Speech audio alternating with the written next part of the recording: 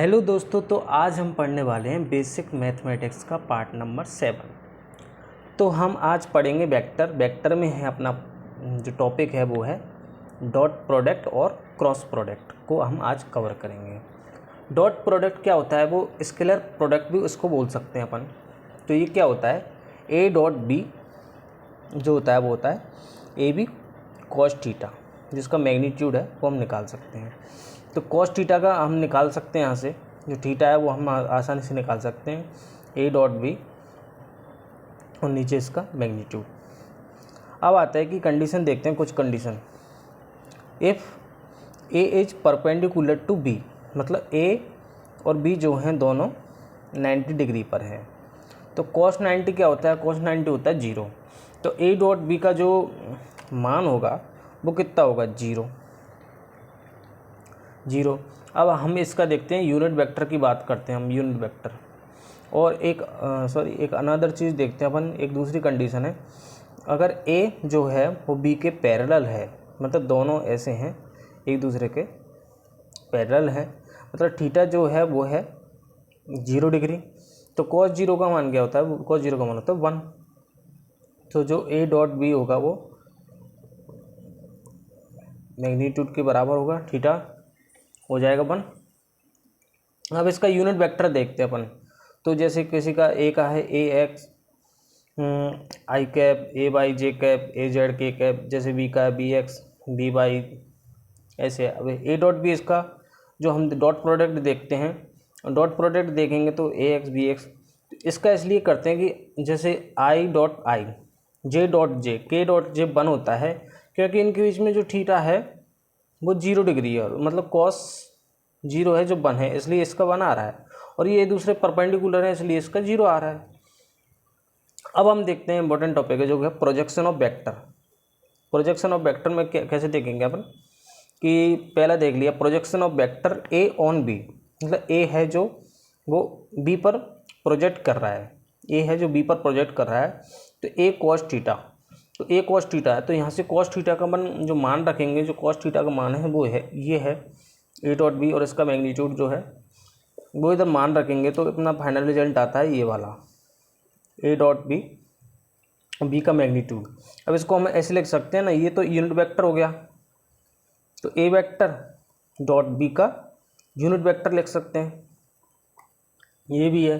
अब projection of vector B on A, अब जो बी है वो प्रोजेक्ट कर रहा है किस पे, ए पे, तो बी कॉस थीटा सेम ही यही होगा, इधर ये आ जाएगा कि जो बी का तो वेक्टर है और ए का यूनिट वेक्टर है, तो हम इसको ऐसे भी लिख सकते हैं।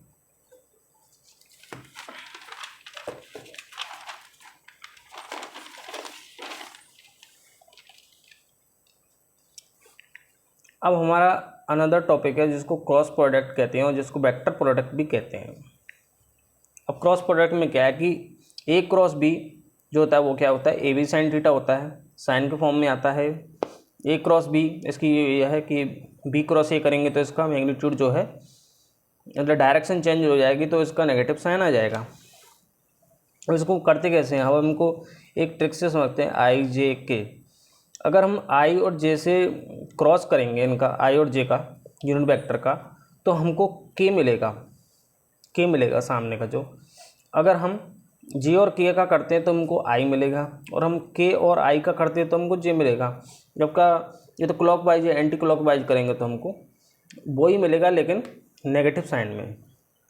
एक क्वेश्चन से समझते हैं हम कि ए क्रॉस बी, जिसमें ए का मान दे रखा है आई कैप माइनस 2 जे कैप 4 के कैप, बी का दे रखा है 2 आई कैप माइनस जे कैप और 2 के कैप है।